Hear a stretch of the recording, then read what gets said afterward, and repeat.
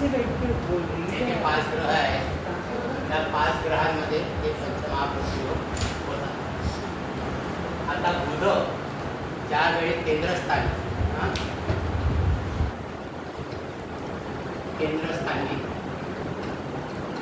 कोणत्या राशीत झाला पाहिजे तो एकतर मिथुन किंवा कन्या राशीमध्ये. मिथुन किंवा कन्या राशीमध्ये असतात तर त्यांनी मूलत्रिकोण राशीमध्ये घेत आहे कन्याच आहे. बुध ज्या वेळेला केंद्रस्थानामध्ये मिथुन किंवा कन्या राशीमध्ये असतो त्यावेळेला जो योग होतो त्याला भद्रयोग असतो. बुधापासून होणारा भद्रयोग.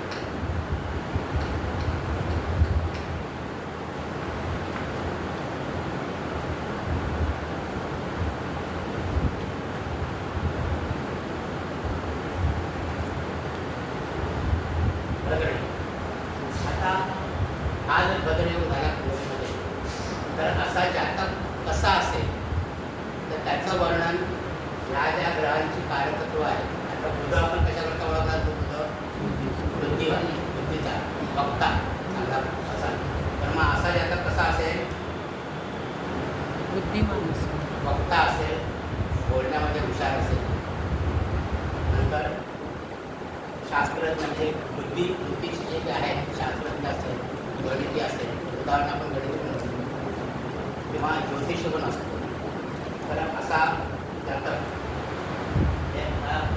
आणि देवाला मानणारा कारण बुधा शुभग्रह आपण म्हणतो देवाला मानणारा असतो आणि हुशार जातक असतो. तर असे त्याचे गुण आहेत भद्रयोगाचे. असा जर तो रविचंद्राच्या बरोबर नसेल आणि रविचंद्र जर बलवान असतील कुंडलीमध्ये तर असा जातक भद्रयोगामध्ये ही फळं तरी चांगली पडते. जर रवी आणि चंद्र समजा त्यांच्यावर असतील ही फळं थोडी कमी होती. ही सगळी फळं प्रकर्षाने मिळणार नाही. परंतु ज्यावेळेला बुधाची महादशांतर तसे येईल त्यावेळेला मात्र दशांतर ते चांगलं मिळते जातं. बाकीचे 1.40 पूर्णांशाने यश मिळणार नाही पण त्या महादशांतर दशेमध्ये बाकीची फळं त्याला मिळते सुखी राहील. म्हणजे बुद्धिमान माणूस. नंतर शुक्र ज्या वेळेला केंद्रस्थानी 2, 7 आणि 12 या राशीमध्ये असते. 2 आणि 7 त्याच्या स्वराशी आहे आणि मूलत्रिकोण राशी आणि 12वी त्याची उच्च राशी. तर शुक्रापासून मालव्य नावाने मालव्य शुक्र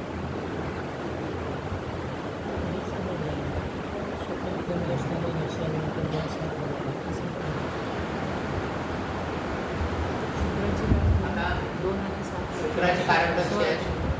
शुक्र असेल तर असं जातक सुडोर बांधण्याचं असतं. दागदागिन्यांची आवड असते. साहित्य संगीत आणि काव्य त्याच्यामुळे तो हुशार असतो. चंद्रासमान त्याची कांती असते. म्हणजे शुक्राची जी जी काय कार्यकत्व आहेत ती त्या जातकामध्ये ज्यावेळेला एखाद्या कुंडलीमध्ये शुक्र हा 2, 7, 12 ह्या स्थानात ह्या राशीमध्ये केंद्रस्थानी असतात मालव्य नावाचं.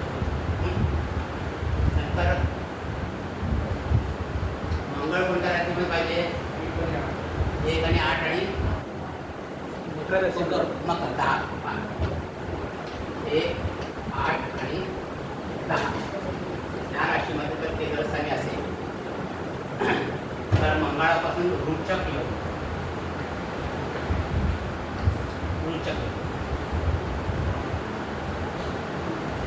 आता मंगळाचे कारकत्व काय तर मंगळासारखा ग्रह कसा धैर्यवान आहे पराक्रमी आहे धाडसी आहे आणि एकदा काम हातात घेतलं की ते पूर्णत्वाला नेणारं असतं. ही सगळी मंगळाचे कारकत्व त्या जातकामध्ये दिसतात. तसाच असा जातक थोडासा रागीट पण असतो कारण मंगळाला राग पटकन त्याच्यामुळे असा जातक थोडा रागीट पण असतो. थोडा चंचल वृत्तीचा असतो. मंत्रविद्या जाणणारा असतो आणि त्याची पित्त प्रकृती असते. मंगळाचं पित्त प्रकृती मंगळाची जी जी कारकत्व आहेत ती सगळी त्या जातकामध्ये आपल्याला दिसतात. तर असा हा याला रोजच्या योगामध्ये असतो. ही नावं तुम्ही लक्षात ठेवा. बुधाचा भद्रयोग, शुक्राचा मालव्य योग, मंगळाचा लुचक योग, नंतर गुरु ज्या वेळेला केंद्रस्थानी 9, 12 आणि 4 या स्थानामध्ये असतो त्यावेळेला तो योग करतो, त्याला हंस योग असं म्हणतात. हंस योग.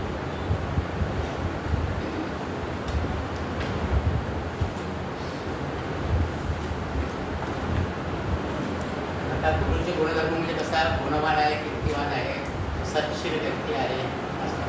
गुरुचे जे गुणधर्म आहेत ते या जातकामध्ये दिसतात. असा जातक गुणवान असतो, कीर्तिवान असतो, धनवान असतो, देवाला मानणारा असतो आणि राजाकडनं प्रशंसा करण्याचा. आता राजामध्ये सरकारकडनं आणि त्याची चांगल्या प्रकारचा शिक्षक असतो, उत्तम शिक्षक असतो तो. आणि वाणी सुद्धा गोड असते. आणि गुरु हा कफ प्रकृतीचा असतो आणि हा जातक पण कफ प्रकृतीचा असतो. तर हंस आहे. आणि शनी ज्या वेळेला केंद्रामध्ये 10, 11 आणि 7 या राशीमध्ये असेल तर शश नावाचे, शनीपासून शश नावाचे, शनीपासून शश नावाचे. आता शनीची कार्यकर्ता म्हणजे कसा, तो उत्तम प्रकारचा सेवक म्हणजे शहराचा प्रांताचा मुख्य असा असतो. उत्तम शेती करणारे शनी शेती प्रधान.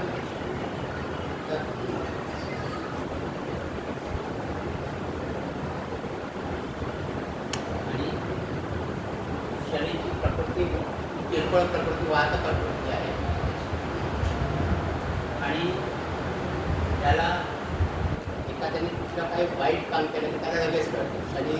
शनी म्हणजे कसा शिस्तीचा, 7:30 तुम्ही जे काय कराल तसं तुम्हाला फळ देणार. त्याच्यामुळे इतरांनी काय कोणाचं काय कुठे काय गडबड असेल तर ते या व्यक्तींना लगेच कळतं. म्हणजे आता एखाद्या स्कीममध्ये एखादं स्कॅम वगैरे असतात तर ते यांच्या लगेच लक्षात येतं कुठे काय गडबड आहे, या व्यवहारात गडबड आहे. तर शनी त्यांच्या जे शशयोग आहे त्याला त्याचा स्वभाव आवडला शशयोग. तर असे हे पंचमहापुरुष योग आहे. पंचमहापुरुष योग जसे अज्ञान योग महत्त्वाचे आहेत तसे हे योग सुद्धा महत्त्वाचे. फक्त याला कंडिशन दोनच आहेत. एक तर रवी आणि चंद्र बलवान पाहिजे आणि रवी आणि चंद्र या ग्रहांच्या बरोबर नको. आता चंद्रकुंडलीपासून हो, जसं आपण लग्न कुंडलीपासून बघतो तसंच चंद्रकुंडलीपासून बघतो. तसंच चंद्रकुंडली आपण एखादं उदाहरण बघू म्हणजे कसं दोन्ही खंडा बघण्यामध्ये. तर असे हे 5 ग्रहांमध्ये जे योग होतात ते पंचमहापुरुष हे सुद्धा महत्त्वाचे आहे.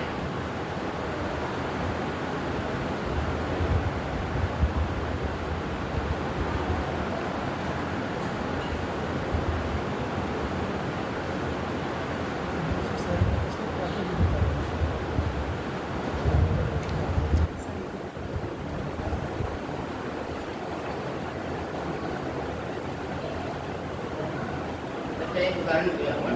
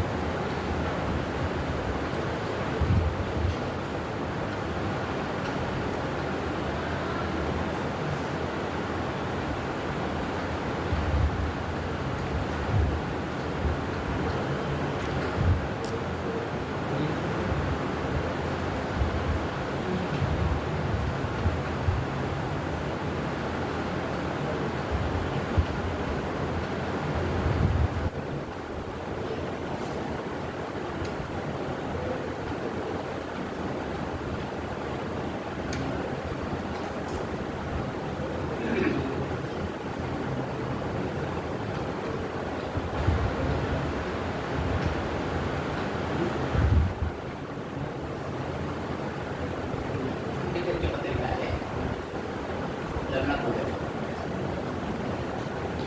त्याच्यामध्ये पंचमहापुरुष योग झाले सांगू शकाल तुम्ही लग्नामध्ये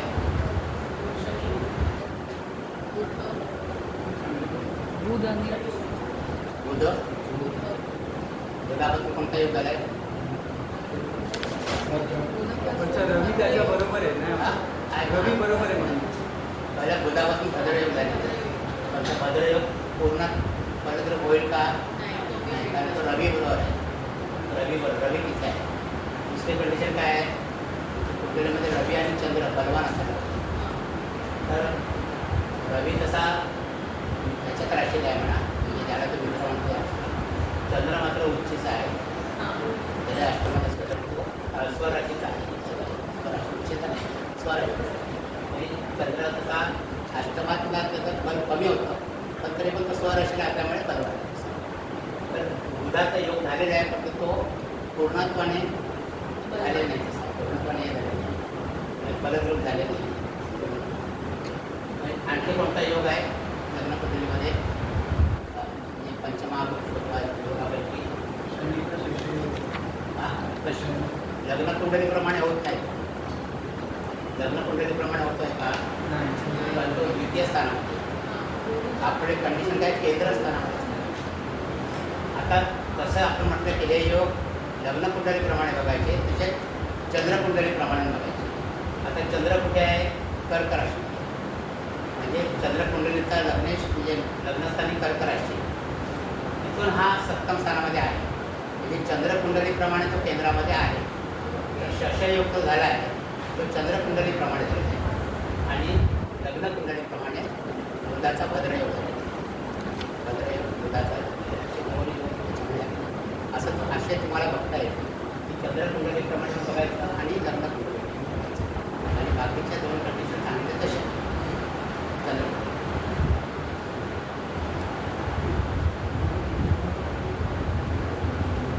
हा याचा तुम्हाला हमखास प्रश्न असतो परीक्षेमध्ये. सर सर ससयोग असेलच, कारण की ते आपल्या RBI मध्ये हेड होते ना. गव्हर्नर बँक ऑफ इंडियामध्ये हेड होते. गव्हर्नर RBI गव्हर्नर होते आणि सनीशी रिलेटेड आहे. सनीशी रिलेटेड आहे सर गव्हर्नमेंट जॉब. एकदम हुशार मानतो ते मानतो. He is the only man who is having signature on notes, only Prime Minister who is having his signature on the currency note. कारण RBI गव्हर्नर असताना त्यांची नोटावरशाही होती, नोटावरशाही होती. डॉक्टर मनमोहन सिंग नंतर ते पंतप्रधान झाले. हा दुर्मिळ योग त्याच्यावरती झालेला. करन्सी नोटवर सही असणार पहिला आणि बहुतेक शेवटचा असतो.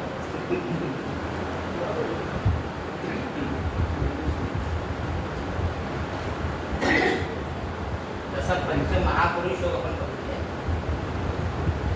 तसा आणखी एक महत्वाचा ग्रहयोग आहे ते म्हणजे पंचदहा मैत्री.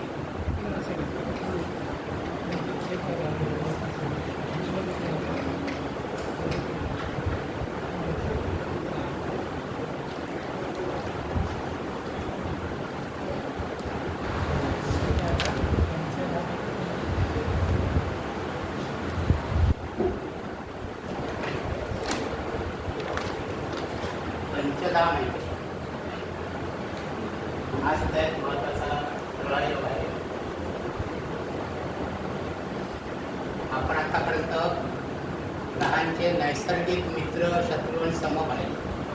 प्रत्येक ग्रहाचे नैसर्गिक मित्र कोण आहेत, शत्रू कोण आहेत आणि समग्रह कोण आहेत ते आपण पाहिले. ते कसे काढायचे ते सुद्धा आपण पाहिले. आता पंचदहा मैत्री म्हणजे जसं आपण नैसर्गिक मित्र शत्रू बघतो तसंच तात्कालिक मित्रशत्रू पण बघतो. तात्कालिक मित्रशत्रू आता हे प्रत्येक कुंडलीनुसार वेगळे वेगळे असतात. प्रत्येक कुंडलीनुसार आणि नैसर्गिक मित्र आणि शत्रू हे सगळ्या कुंडल्यांमध्ये कॉमन असतात. म्हणजे मंगळाचे मित्र म्हणजे गुरु मित्र आहे किंवा रवी मित्र आहे, चंद्रमन मित्र आहे, सगळीकडे कॉमन असतात. पण तो तात्कालिक मैत्रीमध्ये तो चंद्र त्याचा मित्र असू शकेल, सम असू शकेल, शत्रू असू शकेल किंवा आधी मित्र पण असू शकेल किंवा आधी शत्रू पण असू शकेल. असे 5 प्रकार आहेत, म्हणून त्याला पंचदा मैत्री असं आपण म्हणतो. ते 5 प्रकार म्हणजे कुठले? तर पहिला म्हणजे अधिमित्र,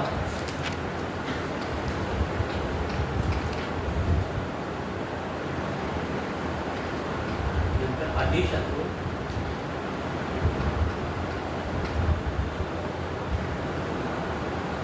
तिसरा प्रकार म्हणजे मित्र, चौथा प्रकार म्हणजे शत्रू,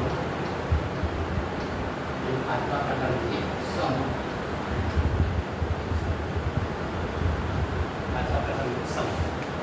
असे 5 प्रकारे मैत्री असू शकते ग्रहाची. तात्कालिक मैत्री, निसर्ग मैत्री अशी कायमची नेहमीची असते, आणि प्रत्येक कुंडलीनुसार काही ग्रह तात्कालिक मैत्री करतात. त्याच्या तात्कालिक मैत्रीमध्ये हे प्रकार आहेत. आता हे प्रकार कसे होतात ते आपल्याला जाणून घ्यायचे आहे. आता नैसर्गिक मित्र तुम्हाला माहिती आहे. नैसर्गिक अगोदर आपण सगळं लिहून घेऊ आणि मग ते कसे होतात ते बघू. आता आधी मित्र कधी होतो ग्रह, तर तो निसर्ग मित्र पण असतो,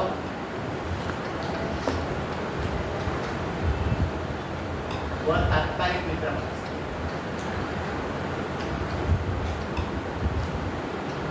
दोन्हीकडे मित्र असतो. तात्कालिक पण मैत्री असते आणि निसर्ग मैत्री पण असते. तो झाला अधिमित्र.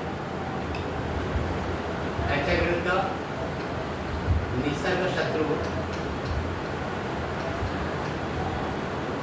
व तात्कालिक शत्रू.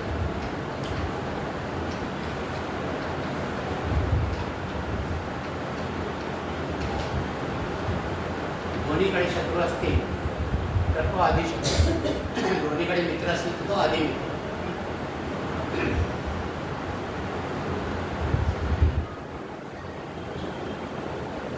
इथे निसर्ग सम असेल एखादा ग्रह, आणि इथे तात्कालिक मित्र असेल.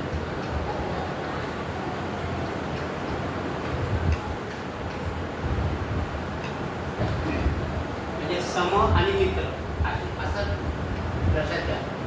निसर्गाचा सम आणि मित्र तर तो मित्र असतो.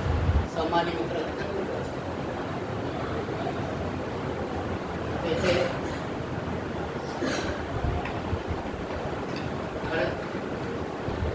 निसर्ग सम व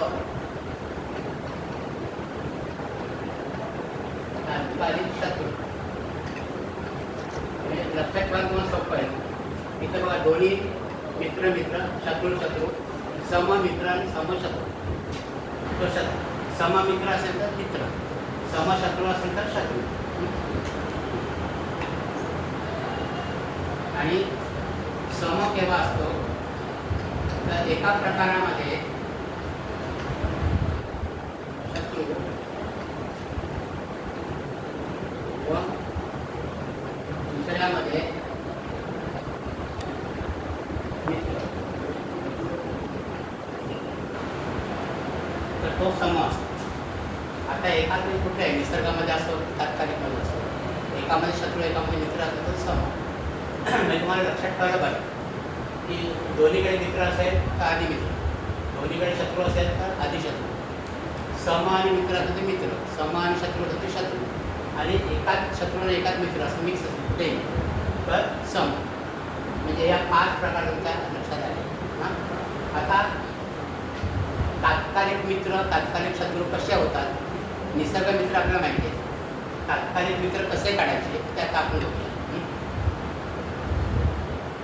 हे झाल्यानंतर मी पुस्तक आहे.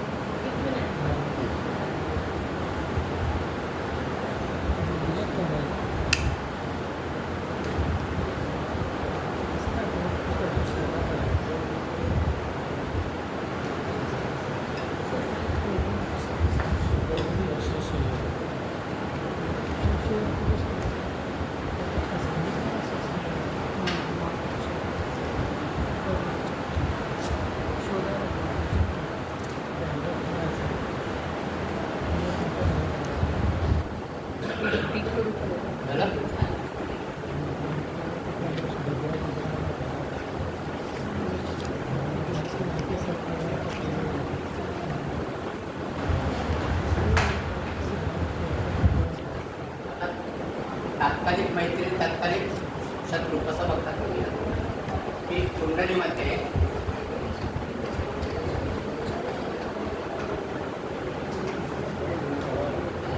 ग्रह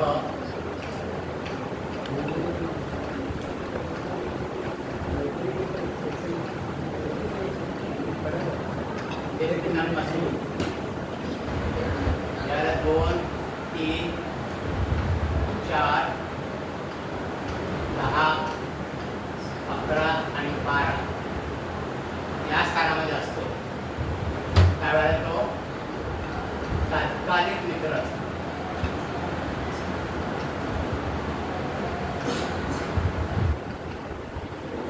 आपण कुंडली मांडून बघणार आहोत तर मी क्लिअर होतो आणि 1, 5, 6, 7, 8 आणि 9 या स्थानामध्ये असताना तो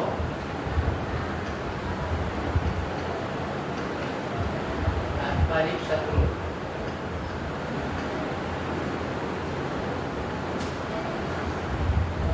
आता ही पोझिशन आपण कुंडलीमध्ये समजून घेऊया.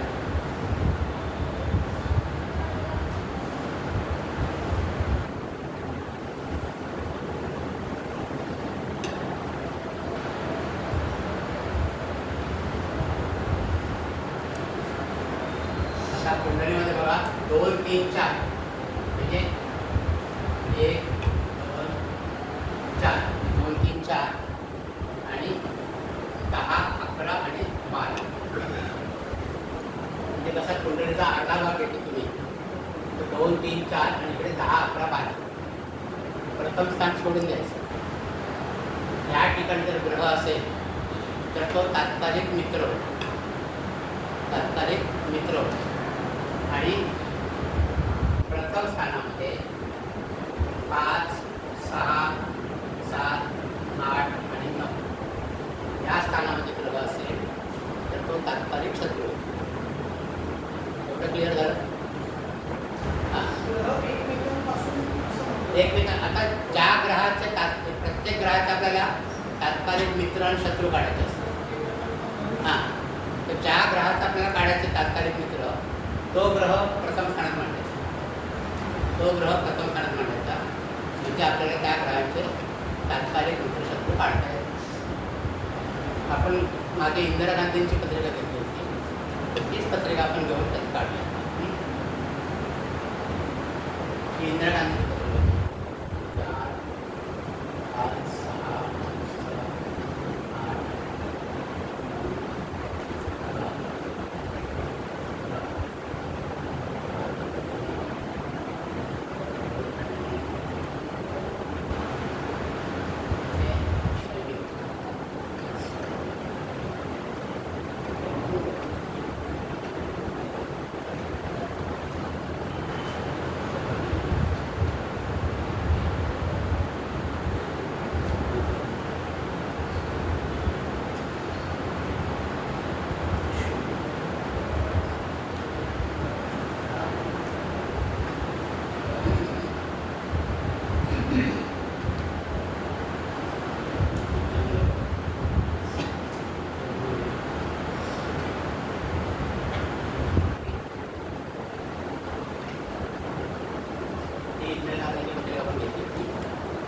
आता इथे आपण शनी प्रथम स्थानात आहे.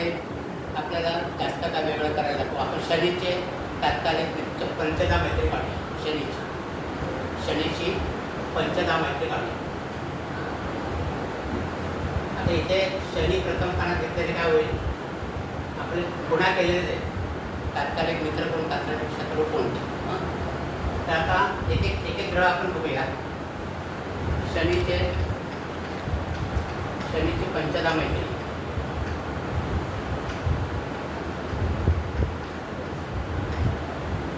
प्रथम स्थानात दुसरा कुठला ग्रह नाही. ओके नाही, शनीचं आहे. इथे मंगळ आहे. इथे मंगळ आहे. आता मंगळ कसा आहे? शनीचा शत्रू आहे ना, नैसर्गिक शत्रू आहे ना. इथे आपण निसर्ग आणि तात्कालिक करूया. निसर्ग आणि तात्कालिक अशा दोन भागात आपल्याला ते ग्रह मांडायचे. आता मंगळ जो आहे तो शनीचा निसर्ग शत्रू आहे, ओके. म्हणजे इथे शत्रू आहे आणि इथे तात्कालिक मित्र झाला आहे ना, तात्कालिक मित्र झाला आणि तो तृतीय स्थानामध्ये असल्यामुळे बरोबरच्या ठिकाणी आलेले. कळतंय का? हां, ते परत सांगू. आपल्याला शनीचे तात्कालिक मित्र शत्रू काढायचे पंचधाम. पहिला आपण निसर्ग मैत्री शत्रू आहे की मित्र एक शत्रू आहे ते काढायचं. आपण मंगळ ग्रह घेतलाय, तर मंगळ हा शनीचा शत्रू आहे, निसर्ग शत्रू. तुम्हाला शत्रू मित्र पंचांगामध्ये दिलेले आहे ग्रहशील चक्रावर. तर मंगळ हा शत्रू आहे. पण इथे पंचधा मैत्री बघताना मंगळ हा ते मित्राच्या ठिकाणी आले. म्हणजे एकामध्ये शत्रू एकामध्ये मित्र आले, बरोबर. म्हणजे मंगळ कोण झाला पंचधा मैत्रीमध्ये? एका शत्रू आणि एकाच मित्र म्हणजे कोण होणार? सम. म्हणजे या कुंडलीला मंगळ समग्रह आहे. या कुंडलीला मंगळ समग्र आहे. कळलं? इथे कळलं असेल तर आपण पुढे जाऊया. नंतर आपण येऊया रवीकडे. रवी कसा आहे? रवी शनीचा निसर्ग मित्र आहे की शत्रू आहे? निसर्ग मित्र आहे की शत्रू आहे? शत्रू आहे ना. आपण दोन ज्ञान केले होते ना, लक्षात आहे का? रवी मंगळ गुरु एका बाजूला आणि चंद्र, आणि दुसऱ्या बाजूला बुध शुक्र शनी राहू केतू दुसऱ्या बाजूला. तर रवी हा निसर्ग शत्रू आहे आणि तात्कालिक मध्ये काय आहे? शत्रू आहे. हा, अधिशत्रू. म्हणजे हा झाला अधिशत्रू.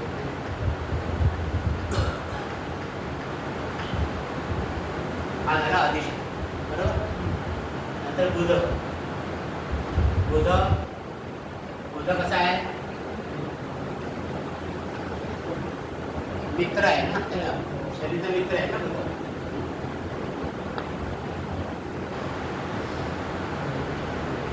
आणि इथे काय आहे?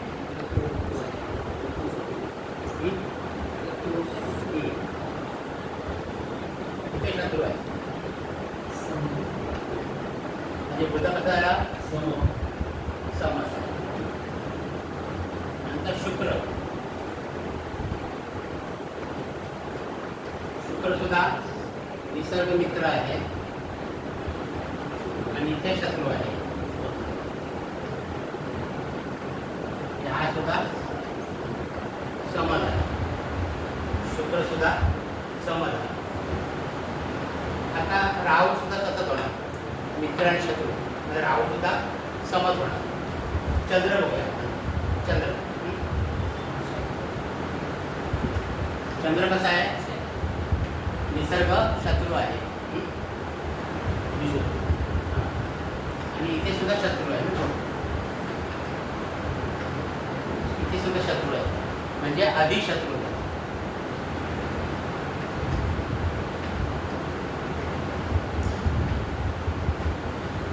अधिशत्रू.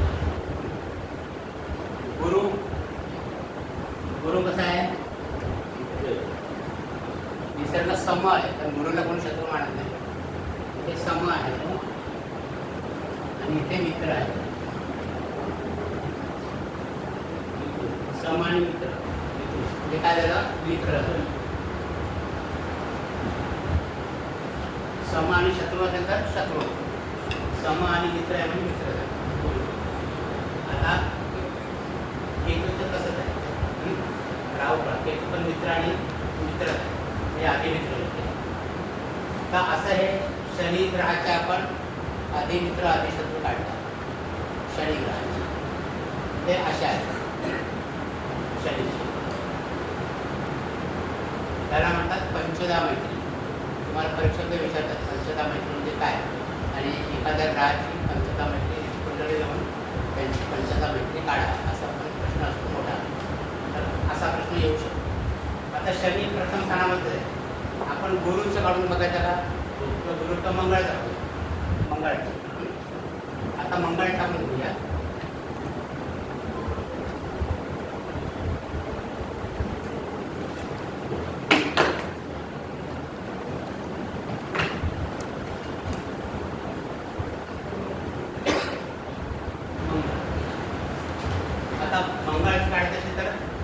मंगळापासून 2, 3, 4 असं तुम्हाला मोजायला लागेल.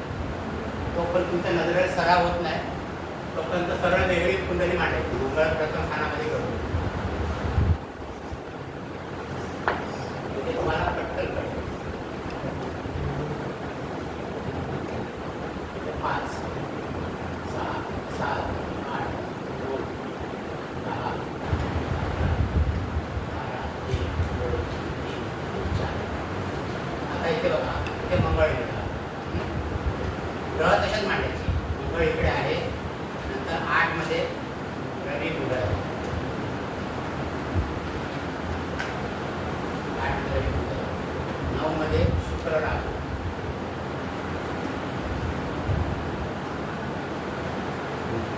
10 मध्ये चंद्र. 11, 12, 1, 2 मध्ये गुरु. 3 मध्ये आणि इथे 4 मध्ये शनी. आता तुम्हाला सोपं प्रयत्न केलं काढायला. असं केलं की म्हणजे 1, 2, 3, 4, 5 आणि 6 हे मित्र आणि बाकीचे शत्रू. आता मंगळापासून पहिला ग्रह कोणता इथे रवी आहे. तर रवी कसा आहे बघा. रवी निसर्ग मित्र आणि तात्कालिक मित्र. हां, मित्र आणि मित्र आणि अधिमित्र. मित्र आणि मित्र म्हणजे अधिमित्र. नंतर बुध. बुध कसा निसर्ग शत्रू आहे मंगळाचा. ओके नाही, म्हणजे शत्रू आणि इथे मित्र आहे. म्हणजे बुध कसा झाला समझ. एकाच शत्रू एकामध्ये मित्र समज आहे. ते शुक्र. शुक्र शत्रू आणि शत्रू. हे काय अधिशत्रू.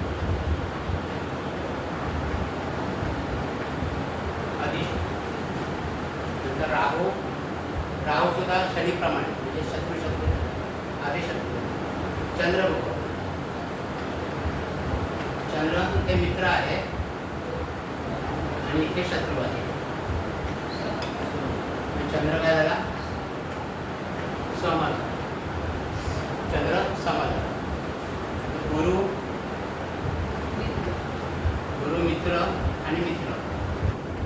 इथे पण मित्र आहे ना, म्हणजे अधिमित्र.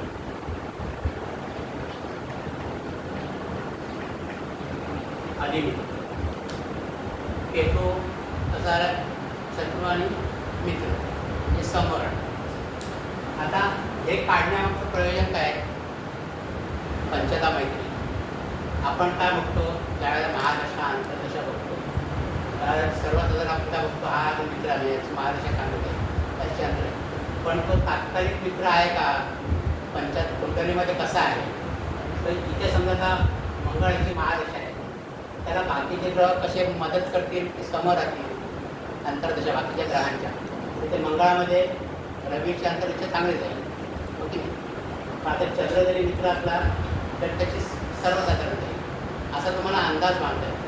कधी कधी आपण नुसतं लग्नकुंडलीवर ना महादशा अंतर्दशा बघतो आणि आपल्या आडाखे सुटतात. त्याच्याकरता ही पंचदा म्हटलं आपल्याला. तर ही प्रत्येक कुंडलीमध्ये वेगळी असते. निसर्ग मित्र वगैरे प्रत्येक कुंडलीला सारखेच असतात. ही मात्र वेगळी असते. प्रत्येकाचे मित्र शत्रू आणि मित्र शत्रू वेगळे असतात. तर त्याच्याकरता हा प्रपंच करायचा. ज्या ग्रहाचं आपल्याला सगळ्याच ग्रहांचं काढायला येतो त्यांची महादशा असेल त्यांना बाकीची अंतर्दशा कशा राहतील त्याचा अंदाज देण्याकरता तुम्ही ते काढू शकता. त्याच्यामध्ये कोणाला शंका पाहिजे, काय शंका आहे का?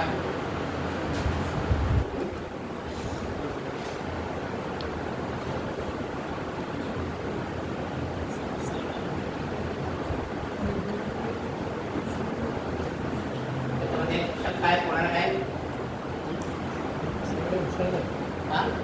पंचदा मैत्री राहू केतू बघा ना मित्र आता आहे मंगळाचं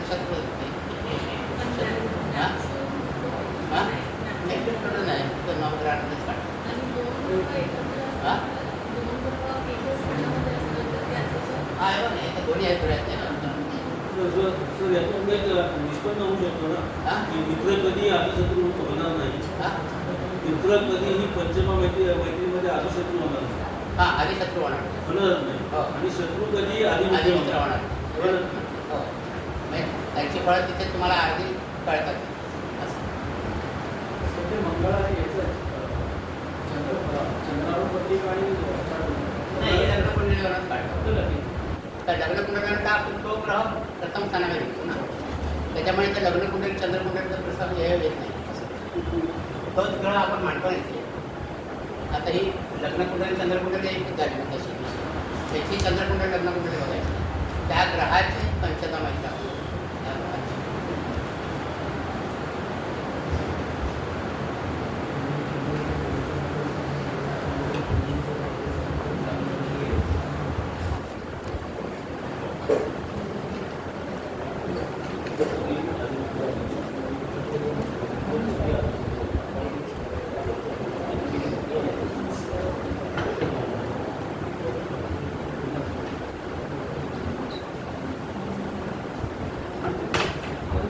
त्यामध्ये आता आणखी एक योग चांगला आहे, तो आहे विपरीत राज.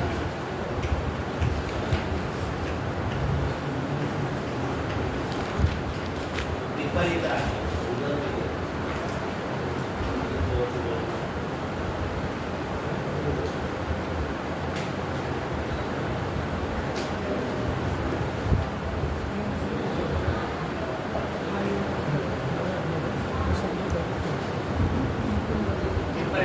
विपरीत राजयोग कधी होतो?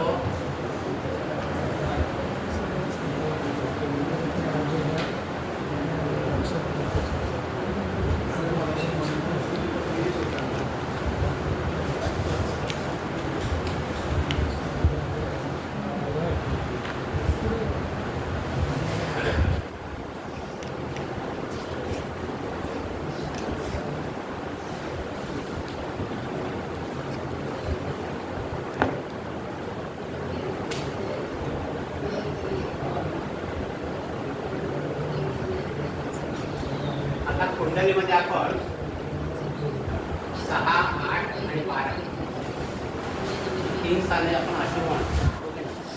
हे तीन स्थानं आपण अशुभ म्हणतो कुंडलीमध्ये. या स्थानातले ग्रह चांगलं फळ देत नाही.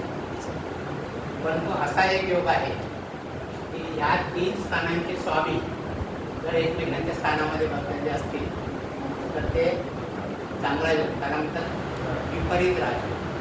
ही विपरीत परिस्थितीमध्ये असताना पण ते राजयोग करतात, म्हणून त्याला विपरीत राजयोग. हे 6, 8 आणि 12 स्थानांचे स्वामी जर एकमेकांच्या स्थानामध्ये असतील तर ते विपरीत राजयोग करतात. आपण एक उदाहरण घेऊया. त्यामध्ये मग असं मनमोहन सिंगांचं उदाहरण आहे, ते बघूया आपण.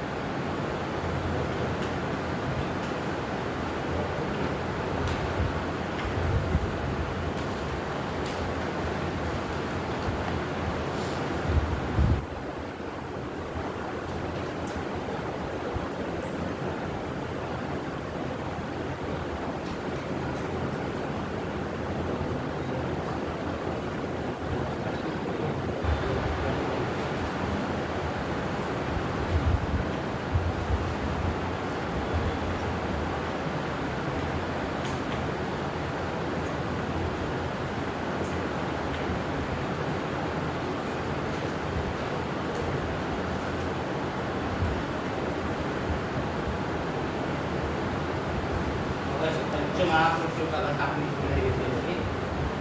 त्याच्यामध्ये आता विपरीत राजयोग सुद्धा झालेला आहे, पण तो पूर्णांशाने झालेला नाही आहे. थोडीशी हे आहे. आता इथे बघा, 6व्या स्थानाचा स्वामी कोण आहे? शुक्र. 8व्या स्थानाचा स्वामी कोण आहे? चंद्र. आणि 12व्या स्थानाचा स्वामी आहे मंगळ. हे तीन ग्रह एकमेकांच्या स्थानामध्ये असतील तर तो पूर्णांशाने विपरीत राजयोग. पण ते तिन्ही ग्रह एकाच ठिकाणी, म्हणजे हा सुद्धा विपरीत राजयोग झाला आहे, पण कमी प्रतिकृती. कमी प्रतीक म्हणजे एका स्थानामध्ये 3 योग. त्याच्यावेळी समजा असं असतं इथे अशी पोझिशन असते समजा इथे चंद्र आहे, इथे शुक्र आहे किंवा इथे चंद्र आहे आणि इथे मंगळ आहे. अशी जर पोझिशन असते तर हे एकमेकांच्या स्थानामध्ये 3 ग्रह 6, 8, 12 स्वामी एकमेकांच्या स्थानामध्ये आले असतात. म्हणजे हा विपरीत राजयोग खऱ्या अर्थाने जात असतो. ज्यावेळेला 3 ग्रह असे असतात त्याला तो विपरीत राजयोग होतो. हे ग्रह जरी इतर वेळेला तुम्हाला अशुभ फळ देत असले तरी यांच्या महादशा अंतर्दशामध्ये एखादं फळ तुम्हाला चांगलं मिळतं. एखादं फळ तुम्हाला चांगलं मिळतं. त्याच्यानंतर लालबहादूर शास्त्रीची पत्रिका तुम्ही पाहिली, लालबहादूर शास्त्री त्यांच्या पत्रिकेमध्ये विपरीत राजयोग झालेला आहे. अचानक त्यांना पंतप्रधान पद मिळालं. काही त्यांनी म्हणे नसताना इंदिरा गांधी ओके नाही. परंतु त्या विपरीत हे ग्रह जे अशुभ स्थानामध्ये होते त्यांनी त्यांचं मरण पण ओढवलं ताशकंदला. पण एक चांगलं फळ मिळालं. तर विपरीत राजयोग म्हणजे जरी हे अशुभ फळ देतात ग्रह तरी एखादं फळ अतिशय चांगलं देतात म्हणून त्याला राजयोग असतं. म्हणजे वाईटातला पण चांगलं काही निर्मिती होते तर ती ही अशी होते विपरीत राजयोग. म्हणून त्यावेळेला एकमेकांच्या स्थानामध्ये असतात तर तो चांगल्या प्रकारचा विपरीत राजयोग होतो. कधी कधी काय होतं की 2 स्थानामध्ये हे ग्रह असतात समजा.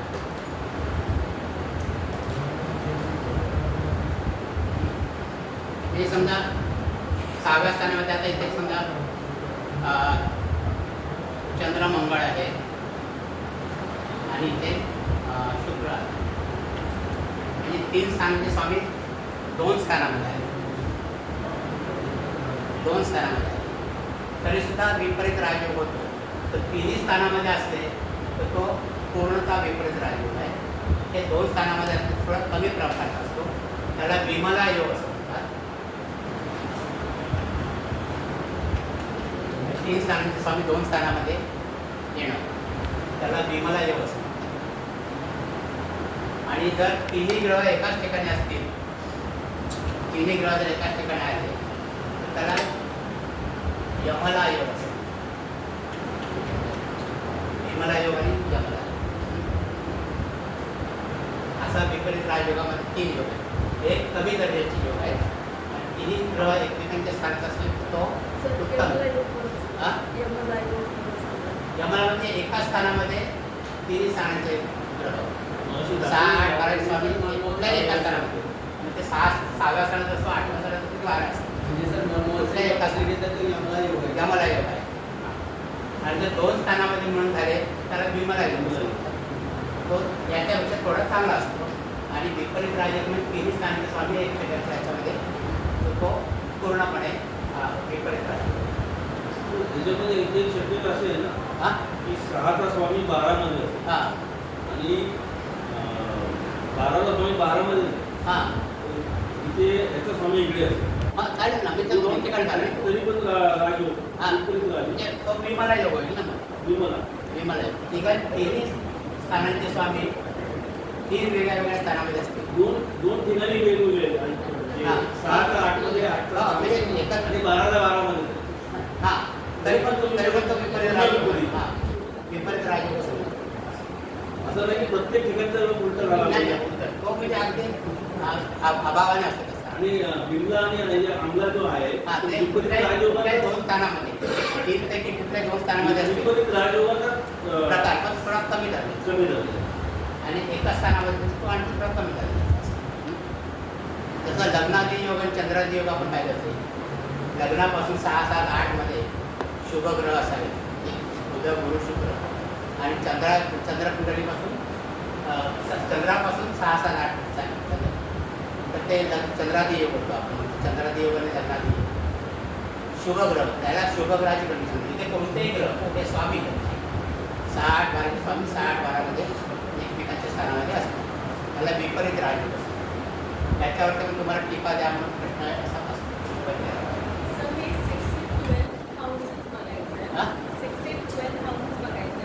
6, 8, 12 तीच अशुभ स्थान आहेत ना.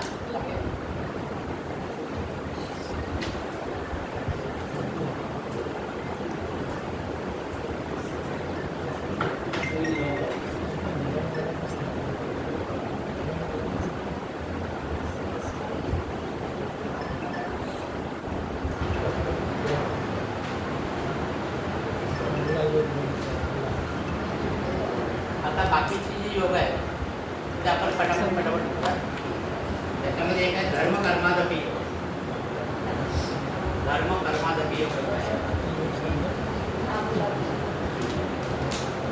धर्म कर्मादपी योग म्हणजे काय? धर्मस्थान आणि कर्मस्थान त्यांच्यामध्ये झालेले योग.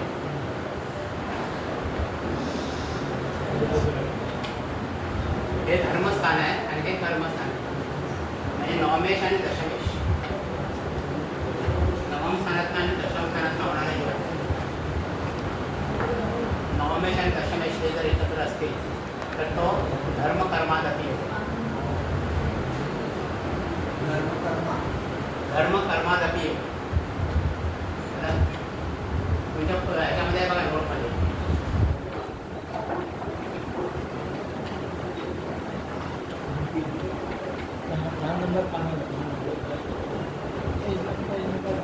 धर्म कर्मादपी योग. तुमच्या नोट्समध्ये बघा. आता हा 3 प्रकारे बघितला जातो. 3 प्रकारे बघितला जातो धर्म कर्म. एक ही लग्न कुंडली, याच्यामध्ये नवमेश आणि भाग्येश हे जर एकत्र असतील धर्म कर्मादपी योग. दुसरा प्रकार आहे भाग्यस्थानापासून भाग्येश आणि धर्मेश. आता भाग्यस्थानापासून दशमस्थान कोणतं येणार सांगा? हे दशमस्थान आहे ना, आणि हे नवम स्थान आहे. म्हणजे भाग्यस्थानापासून पंचमेश आणि षष्टेश हा सुद्धा धर्म कर्मादपी योग होतो भाग्यस्थानापासून.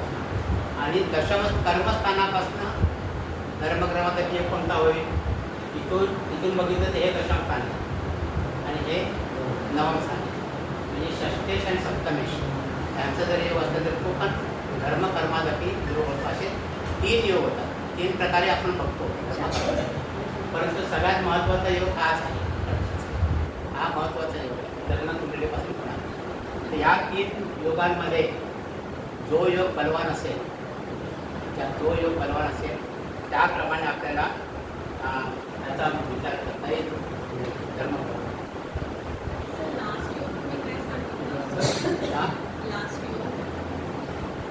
पहिला म्हणजे लग्न कुंडलीपासून नवम आणि लग्नापासून 9 आणि 10 स्थान.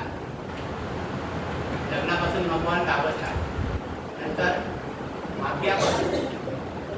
भाग्यस्थानापासून 9 आणि 10 म्हणजे कोणती स्थान येणार?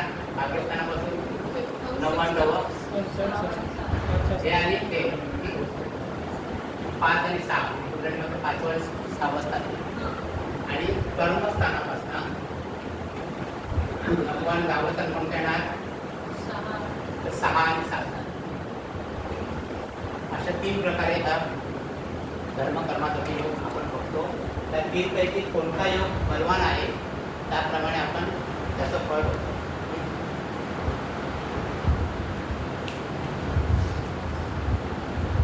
नंतर आपण येणार आहोत नाभास योग. एक महत्त्वाचे म्हणजे पर्टिक्युलर योग आहेत नाभास योग. हे सुद्धा लक्षात ठेवा. ते कोण तुम्ही ठेवली तर तुम्हाला पटकन कळते. त्याच्यात पुढे आहे बघा 11.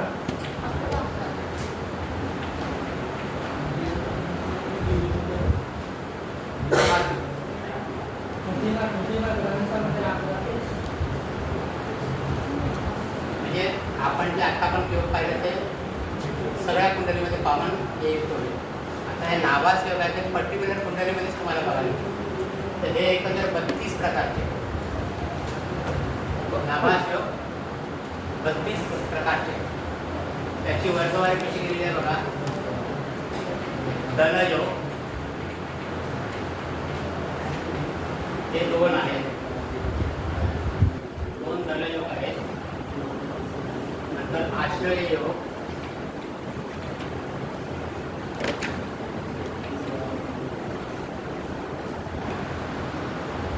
हे 3 आहेत. नंतर संख्या योग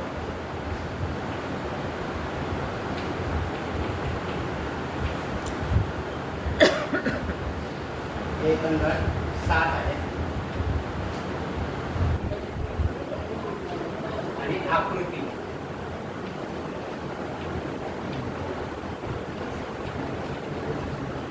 हे 2 आणि 7 12 हे 20 आहे. अशी यांची वर्गवारी केली तर तुम्हाला 32चं विश्लेषण मिळेल. दलयोग 2 प्रकारचे आहेत.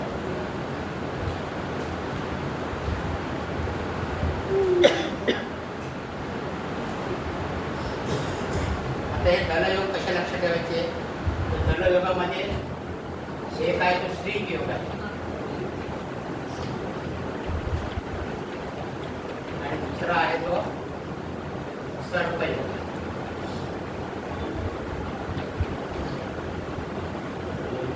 श्रीक योग आणि सर्पयोग असे 2 प्रकारचे दलयोग आहेत. आता हे लक्षात ठेवायची सोपी म्हणजे काय? त्यांची नावं बघा. श्रीक म्हणजे शुभ नाव दिसतं, सर्प म्हणजे सापाचं नाव, श्रीक म्हणजे ज्यावेळेला सगळे शुभग्रह केंद्रामध्ये असतात त्यावेळेला श्रीक होतो. म्हणजे याचा संबंध शुभग्रहांशी जोडायचा, त्याचा पापग्रहांशी. म्हणजे लक्षात राहील तुमच्या योग हे नुसतं असे पाठ करायला गेले तर तुमचे होणार नाही. तर असं काहीतरी एक ठेवा. हां, श्रीक म्हणजे चांगलं नाव आहे, म्हणजे शुभग्रह केंद्रामध्ये. दलयोग म्हणजे सगळ्या केंद्रामध्ये जर शुभग्रह असतील तर श्रीक योग होतो, सगळ्या केंद्रांमध्ये जर पापग्रह असतील तर सर्प योग. म्हणजे हा एक प्रकार आपला लक्षात आहे. नंतर आश्रय योग जे आहे ते 3 आहे. आता 3 योग कशावरती आहे तर आपण किती प्रकारचे आहे बघितल्या? चर राशी, स्थिर राशी आणि द्विस्वभाव राशी, त्याच्यावरती आधारित. हे आहे पापग्रह आणि शुभग्रह केंद्रस्थान, हे केंद्रस्थान होतं. नंतर हे चर, स्थिर, द्विस्वभाव 3 प्रकारच्या राशी आहेत ना पहिले. तर आश्रय योग ते आहे, त्यांची नावं तुमच्या लक्षात असली चालेल. रज्जू,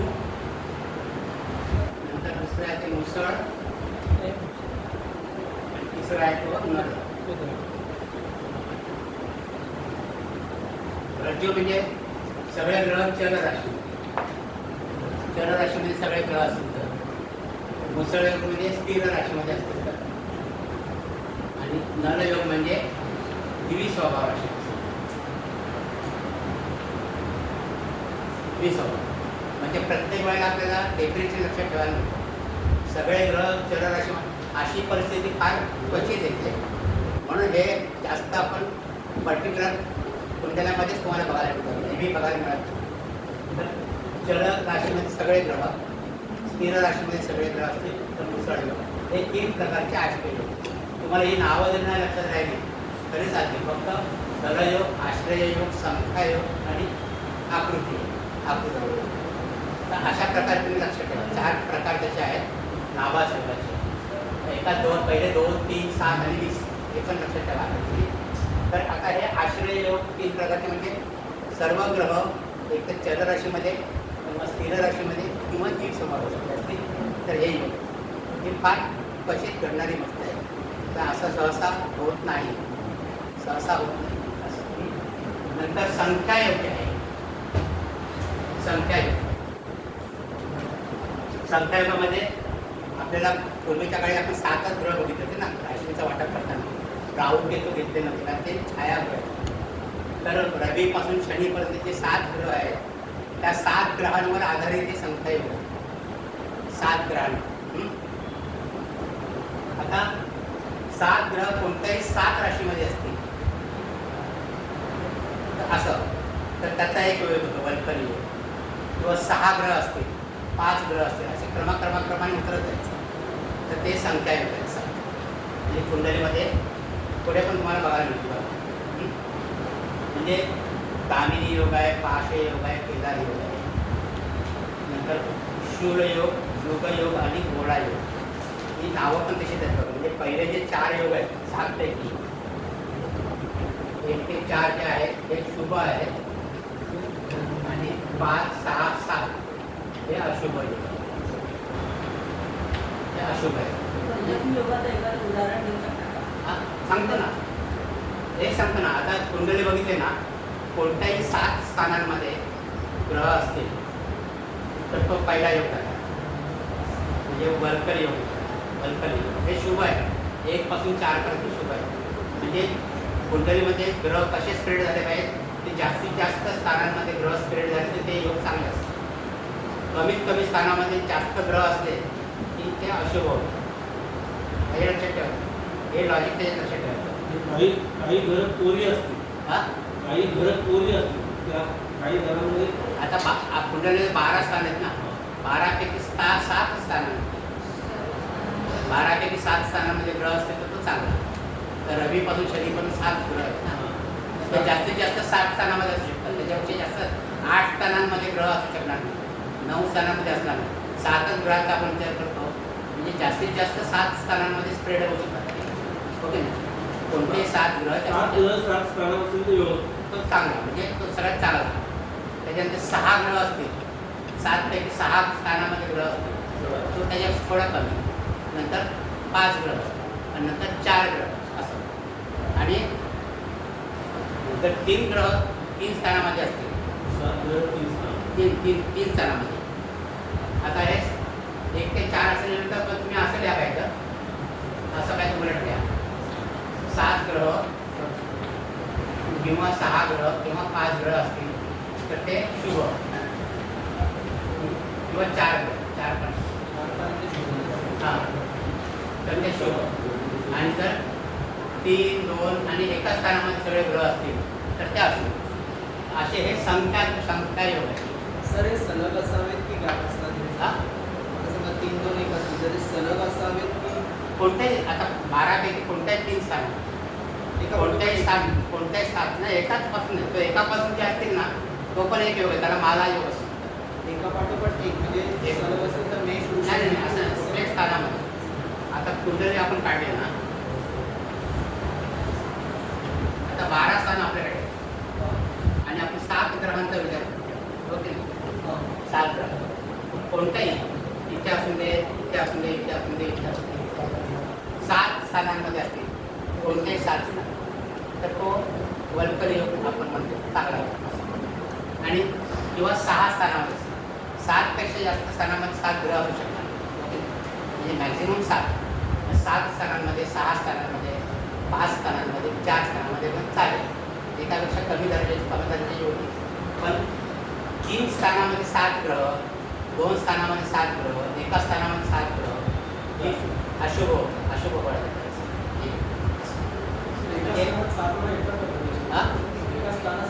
नाही येत नाही म्हणून सांगतो ना, हे फार क्वचित नावाचे योग आहेत ना ते फार क्वचित असतात, क्वचित येतात.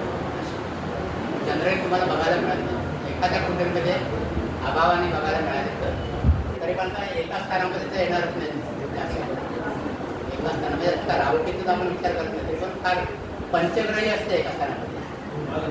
5 ग्रह असतात एका स्थानामध्ये. म्हणजे कमीत कमी 3 स्थानामध्ये ते असतील.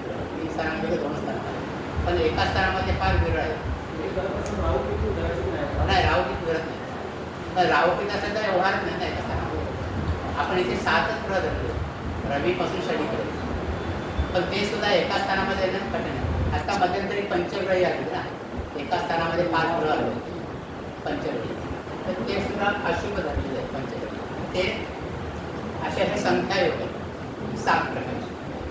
त्याच्यामध्ये आपण हे एवढं फक्त लक्षात ठेवा तुम्ही की जोपर्यंत 7 स्थानामध्ये 7 ग्रह, 6 स्थानामध्ये 7 ग्रह, 5 स्थानामध्ये किंवा 4 स्थानापर्यंत असतील 7 ग्रह तर ते शुभ धरायचे. आणि 3 स्थानं, 2 स्थानं, 1 स्थान जर असतील तर ते अशुभ. ते तेवढं तुमचं लॉजिक त्यांना कळलं की तुम्हाला नावाचं कळले असेल ना तर त्याची नावं जर नाही तुम्ही लिहू शकता तरी हरकत नाही. नावं लक्षात ठेवणं पण फार कठीण आहे. तर ते नाही लिहितं, फक्त हे लॉजिक लक्षात ठेवा. आश्रयमध्ये चर राशीमध्ये सर्व ग्रह, स्थिर राशीमध्ये सर्व ग्रह किंवा 20 राशीमध्ये सर्व ग्रह. हां किंवा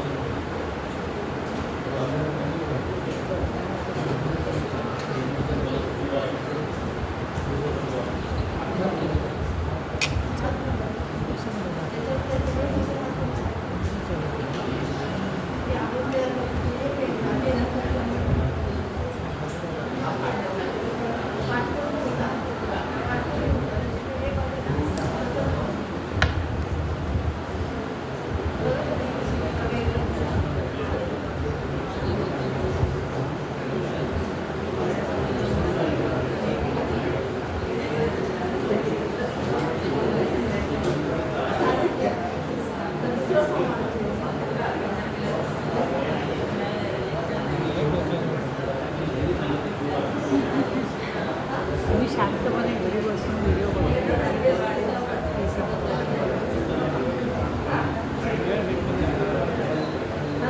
वेळ भेटत नाही.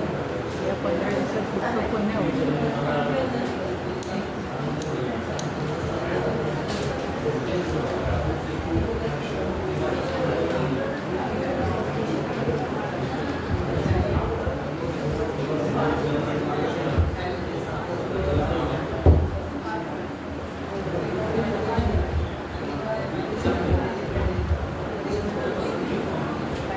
हे झाले संख्या योग. आता पुढच्या इथे आकृती जे ते 7 ग्रह जे आहेत ते एक प्रकारचे आकृती तयार करतात.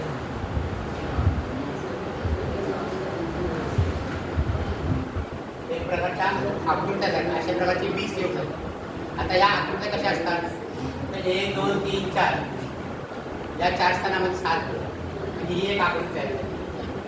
नंतर 2 3 4 5 नंतर 3 4 5 6 अशा या आकृत्या तयार झाल्या. म्हणजे अशा प्रकारचे 20 योग आहेत. जे बघा लग्न ते चतुर्थ, पहिले लग्न ते चतुर्थ, चतुर्थ ते सप्तम, सप्तम ते दशम, दशम ते परत लग्न, असे 4 योग झाले. नंतर प्रथम ते सप्तम स्थान, प्रथम ते सप्तम स्थान, चतुर्थ ते दशम स्थान, असे प्रत्येक स्थानाचे ग्रह अशा आकृत्या, प्रत्येक आकृत्या. नंतर मग अर्धचंद्र म्हणजे बघा पनपर स्थानापासून आपोपिक स्थानापासून सर्व ग्रह 7 स्थानामध्ये असताना हा ग्रह. आता पनपर स्थानामध्ये ही स्थानं 2 5 8 आणि 11. तर कुठल्याही पनपर स्थानापासून सुरू होऊन 7 स्थानांना म्हणजे इथून केलं ते इथून पनपर स्थान इकडे आलं, तिथे दुसरं पनपर स्थान आलं ना 8वं, म्हणजे इथून ते इथपर्यंत आलं. त्याची अर्धचंद्राची आकृती होते ना, अर्धचंद्राची. इथून हे पनपर स्थान आहे, इथून दुसरं पनपर स्थान कुठे येणार इकडे. म्हणजे इथून जर इथपर्यंत आले ग्रह 7 स्थानामध्ये तर ती पण अर्धचंद्राकृती होते. मी तो अर्धचंद्र योग दिलेला आहे तो तसा होतो. नंतर पुढचे योग जे आहे जे विषम भावामध्ये 1 3 5 7 असे प्रत्येक कॉम्बिनेशन त्यांनी केलेले. सहसा अशा कॉम्बिनेशनमध्ये तुम्हाला पत्रिका बघायला मिळत नाही, फार अभावाने मिळतात. पण आता हे म्हणतात ना टेक्निकली असे असू शकतात. प्रत्यक्षात तसं असेल असं सांगता येतं. प्रॅक्टिकल वेगळं असतं आणि टेक्निकल वेगळं असतं तसं. आता असे हे 20 प्रकारचे योग आहेत. इथे तुम्हाला प्रत्येक ठिकाणी बघते बघा सर्व ग्रह लग्नात चतुर्थात, चतुर्थात सप्तमात असे सगळे कॉम्बिनेशन दिलेले आहेत. तर हे कॉम्बिनेशन तुम्हाला बघायला सहसा मिळत नाही, परंतु अभ्यासाचा विषय म्हणून एवढं असू शकतं, अशा शक्यता असू शकतात म्हणून हे योग. त्याच्यामुळे हे योग नेहमीच तुम्हाला मिळतील असं नाही, फार अभावाने असतात. सर परीक्षेमध्ये असं विचार याच्यातून येईल का? हा नाभास योग जर विचारले ना तर तुम्ही एवढं जर सांगितलं ना हे बायफर्केशन जर मिळत तरी खूप झालं. तर आकृतीचे समजा 20 कोण आठवण ठेवलं ते 2-3 जर आठवण काय झालं तर आकृती योग जे आहे 20 आहे तर त्याच्यात जर कोणता विचारलं तर असे विचारत नाही, असं विचारत नाही. तुम्हाला नाभास योग म्हणजे काय असं विचार. ते नाभास योगाचे किती प्रकार आहेत. दलयोग, आश्रययोग, संख्यायोग आणि आकृती योग. त्याच्यामध्ये दलयोगामध्ये 2 योग होतात, आश्रययोगाचे 3 आहेत, संख्यायोगाचे 7 आहेत आणि आकृती योगाचे 20 आहेत. ते दल म्हणजे शुभ आणि पाप हे 2 झाले बरोबर. एक चरस स्थिरस 20 म्हणून 3 झाले. 7 ग्रह म्हणून 7 संख्यायोग आणि उरलेले आकृती. असं जर तुम्ही लिहिलं तर तुम्हाला पूर्ण मार्क मिळतो.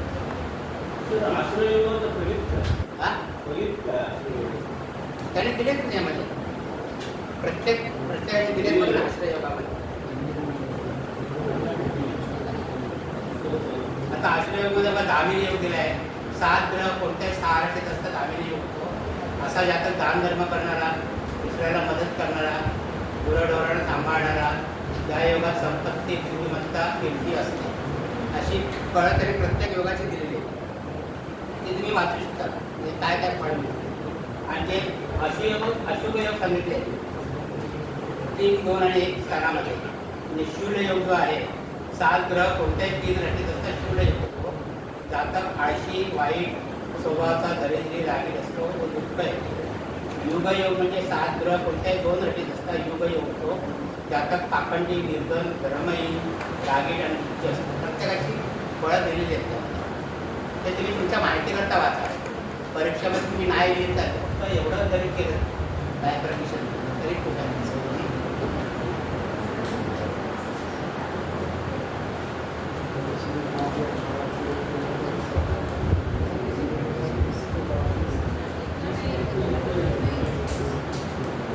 त्याच्यामध्ये आणखी एक योग आपला राहिला आहे तो म्हणजे नीचभंग राग.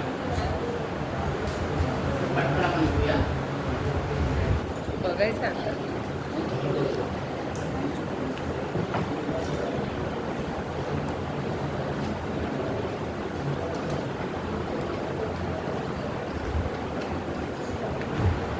नीचभंग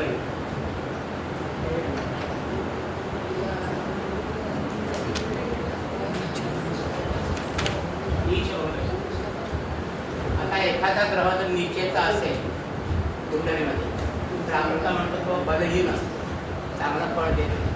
पण त्या ग्रहाचा जर नीचभंग झाला तर तो ग्रह चांगलं फळ देतो. त्याला आपण नीचभंग योग असं म्हणतो. आता नीचभंग योग म्हणजे याचं कंपॅरिझन जर केलं तर शुभग्रह आणि पापग्रह. आता शुभग्रह जर नीचेचा असेल आणि त्याचा जर नीचभंग झाला तर तो थोडं चांगलं फळ देतो. म्हणजे समजा एखादा आपला नवीन कापड आणलं शर्टाचं नवीन शर्ट शिवला आणि कुठेतरी अडकून ते काढलं तर काय करतो आपण रफू करतो. म्हणजे वापरण्यासारखं होतं ते म्हणजे अगदीच टाकावं होत नाही. हो की नाही. म्हणजे नीचभंगाची कल्पना अशी आहे की जरी तो नीचेचा ग्रह असला तर तो थोडाफार प्रमाणात तरी फळ देत तर नीचभंगात आला असेल तर. आता पापग्रह म्हणजे जर विषमिषित झालेलं ते जीर्ण झालेलं कापड असेल ते फाटलं समजा तर त्याला तुम्ही जरी रफू केलं तर ते दुसरीकडनं परत फाटत जात असतं. म्हणजे पापग्रहाचा जर नीचभंग झाला तर तो तितकंसं चांगलं फळ देत नाही. म्हणजे हे जर संकल्पना तुम्ही डोक्यात ठेवली तुम्हाला नीचभंगाची कल्पना येईल. नीचभंग ग्रह कशी फळ देते नीचभंग. आता नीचभंग कसा होतो तो आपण बघूया. त्याचे ते दिले बघा 9 नंबरच्या बनवतो.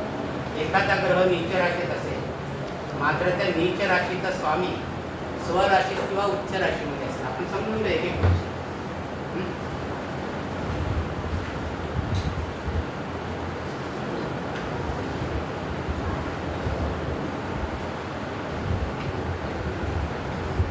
आपण आता निसर्ग कुंड ठेवूया इकडे आपल्याला सांगायला बरोबर आहे.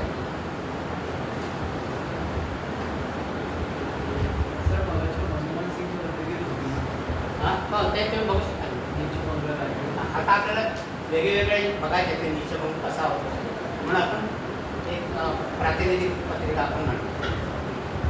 आता एखादा ग्रह नीच राशीत असेल मात्र त्या नीच राशीचा स्वामी स्वराशीत किंवा उच्च राशीत असेल तर त्या नीच राशीत असलेल्या ग्रहाचा नीचभंग होतो असा पहिला नियम. आता समजा इथे मंगळ आहे इथे मंगळ आता मंगळ आपल्या नीच राशीला आलेलं आहे. त्याचा नीचभंग कसा होईल तर मंगळ ज्या राशीमध्ये आहे त्या राशीचा स्वामी त्या राशी स्वामी चंद्र हा जर स्वराशीला किंवा उच्च राशीला असेल म्हणजे जर चंद्र इथेच असेल किंवा इथे असेल चंद्र तर मंगळाचा नीचभंग होतो. बरोबर. म्हणजे हा पहिला नियम नीचभंग हा पहिला नियम की ग्रह ज्या राशीमध्ये नीचेचा होतो त्या राशीचा स्वामी त्याच्या स्वराशीत किंवा उच्च राशीत असेल तर तो नीचभंग करतो. बरोबर. ही पहिली गोष्ट. नंतर दुसरी कंडिशन काय आहे. हा नीचेचा ग्रह ज्या राशीत असेल त्या राशीचा स्वामी किंवा ती राशी ज्या ग्रहाची उच्च राशी असेल तो ग्रह जन्मलग्नाच्या किंवा चंद्राच्या केंद्रात असेल तरी ती व्यक्ती नीचभंग राजयोगामध्ये नीचेला चढते. आता हा नियम कसा आता मंगळ या राशीमध्ये निश्चित झाला. आता या राशीमध्ये उच्चीचा ग्रह कोण होतो तो गुरु होतो. जसा चंद्रामने याचा नीचभंग केला तसा गुरु सुद्धा याचा नीचभंग करू शकतो. पण तो केव्हा करेल तर तो जन्मलग्नाच्या किंवा चंद्राच्या केंद्रात असेल तर. आता इथे गुरु या कोणत्याही स्थानामध्ये असेल तर तो लग्नाच्या केंद्रस्थानी आला. आता समजा आपण चंद्र इकडे घेतला तर चंद्राप्रमाणे केंद्रस्थानं कोणती येतील? 3, 6, 9 आणि 12. म्हणजे या स्थानात जरी गुरु असला तरी तो मंगळाचा नीचभंग करेल. समजून घेतलं लॉजिक? म्हणजे नियम कसा समजून घ्यायचा? लग्नाच्या केंद्रामध्ये, आता लग्नाचे केंद्र म्हणजे ही स्थान आहे ना, आणि चंद्रकुंडलीचं केंद्रस्थान, चंद्र जर 3 मध्ये आहे तर 3, 6, 9 आणि 12 ही चंद्रकुंडलीची केंद्रस्थान आहे. इथे जरी तो ग्रह असला, म्हणजे या राशीत जो ग्रह उच्चीचा होतो, गुरु उच्चीचा होतो, तो जर या ठिकाणी असेल तरी मंगळाचा नीचभंग होतो. ही दुसरा नियम झाला. तिसरा नियम काय झाला? ग्रह ज्या राशीत नीच असतो त्या राशीच्या स्वामीने दृष्ट अगर युक्त असता नीचभंग होतो. आता या ज्या राशीत नीच आहे त्या राशीच्या स्वामीने दृष्टत्व युक्त, म्हणजे चंद्र जर इकडे असेल किंवा चंद्र जर इकडे असेल, याची दृष्टी आहे चंद्राची, ओके ना, म्हणजे मंगळाचा नीचभंग झाला. इथे त्यांनी काय कंडिशन दिलं आहे? पण असा नीच ग्रह 6, 8, 12 स्थानाखेरीज इतर स्थानामध्ये असावा. म्हणजे जो ग्रह नीचेचा आहे तो 6, 8, 12 स्थानामध्ये नसावा. 6, 8, 12 स्थानामध्ये नसावा. हेच मला याच्यात वाचून कळलं. फक्त आपण पोझिशन कशा कशाचे इथे बघतो. 6, 8 म्हणजे ज्या राशीमध्ये तो निश्चित असेल त्या राशीचा ग्रह एक त्याच्या युतीमध्ये पाहिजे किंवा त्याच्या दृष्टीमध्ये पाहिजे. म्हणजे इथे चंद्र जर आहे तर तो चंद्र इथे असेल पाहिजे किंवा इथे असला म्हणजे तरीसुद्धा त्याचा नीचभंग होईल. पुढचं काय आहे की ग्रह नीच असून नीच ग्रहाचा राशी स्वामी व नीच ग्रह ज्या राशीमध्ये उच्च असतो त्यांचा स्वामी हे एकमेकांच्या केंद्रात असतात. आता ग्रह नीचेचा इथे झाला, तो उच्चीचा कुठे होतो? शनीच्या राशीमध्ये होतो, मकर राशीमध्ये होतो. आणि या राशीचा स्वामी चंद्र आणि शनी जर एकमेकांच्या केंद्रात असतील तरीसुद्धा याचं नीचभंग होतो. शनी आणि चंद्र लक्षात झालं? या राशी, ही राशी, आज ग्रह त्या राशीमध्ये उच्चीचा होतो, म्हणजे मकरेचा होता ना, मकरेचा स्वामी शनी आणि याचा स्वामी चंद्र, हे जर एकमेकांच्या केंद्रात असतील तरी या मंगळाचं ते नीचभंग करतो. असं नीचभंग करतो. नंतर ग्रह नीच असून नीच ग्रहाचा राशी स्वामी व तो ज्या हे झालं. नंतर नीच ग्रहाचा नवमांश स्वामी लग्नाच्या केंद्रात व त्रिकोणात असतात मात्र लग्न किंवा लग्नेश चर राशीत पाहिजे. आता हा जरा डिफिकल्ट नियम आहे. आता इथे नीच राशीचा नवमांश स्वामी म्हणजे याच्यात मंगळाचा अंश तुम्हाला बघायला, त्याच्यानंतर तो नवमांशामध्ये कोणत्या राशीत जातो तो आपण नवमांश म्हणजे शिकताना तुम्हाला लक्षात येईल. नवमांश स्वामी लग्नाच्या केंद्रात असेल पण त्याला लग्न चर राशीत पाहिजे किंवा लग्नेश चर राशीत पाहिजे. ही जरा कठीण परिस्थिती आहे, म्हणजे बघायला थोडी मिळत. आणि नीच ग्रहाचा राशी स्वामी लग्नाच्या अगर चंद्राच्या त्रिकोणात असावा. नीच ग्रहाचा राशी स्वामी चंद्र जो आहे तो लग्नाच्या किंवा चंद्राच्या त्रिकोणात असतो. तर लग्नात त्रिकोण म्हणजे दोनतात, ओके ना. आणि चंद्राच्या त्रिकोणात या राशीचं त्रिकोण कुठे येणार? 8 आणि 12 तो तिथे असावा. एक चंद्र इथे असावा किंवा इथे किंवा इथे असावा. तर अशा ह्या सगळ्या कंडिशन आहेत. एवढ्या कंडिशन जर फुलफिल होत असतील तर ग्रहाचा नीचभंग होतो.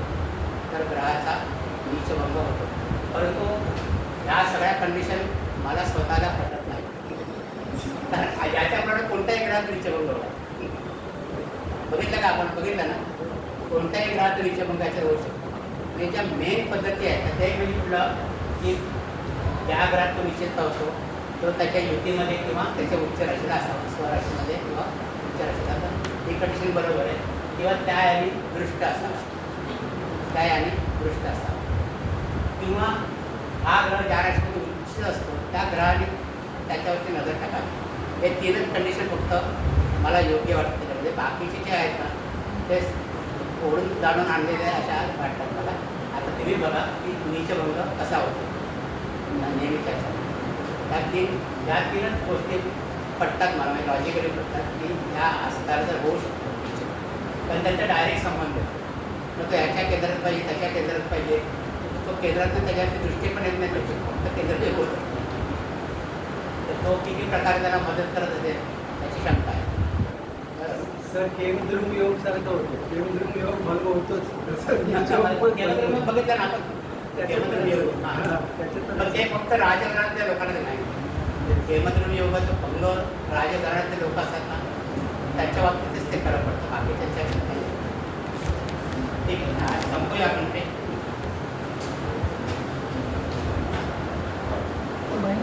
हे पॉज करू, हे स्टॉप.